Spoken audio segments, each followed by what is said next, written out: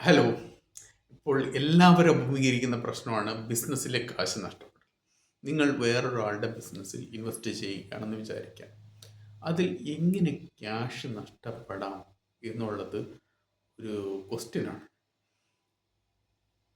നിങ്ങൾ ഒരാളെ അകറ്റി നിർത്തണം.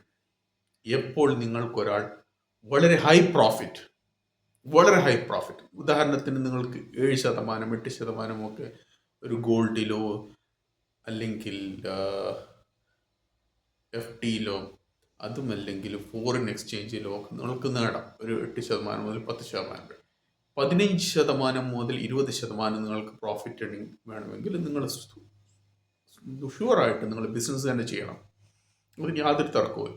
പക്ഷെ ഏതെങ്കിലും ഒരാൾ വെരി ഹൈ പ്രോഫിറ്റ് 50% അബവ് നിങ്ങൾക്ക് ഓഫർ ചെയ്യുന്നുണ്ടെങ്കിൽ നിങ്ങൾ അയാളെ സൂക്ഷിക്കുക. അതേപോലെ തന്നെ വളരെ പെട്ടെന്ന് 5 മാസം കൊണ്ട് അല്ലെങ്കിൽ 3 മാസം കൊണ്ട് നിങ്ങൾക്ക് റിട്ടേൺ എടുത്ത് തരും എന്ന് പറയുമ്പോൾ നിങ്ങൾ അവരെ സൂക്ഷിക്കുക.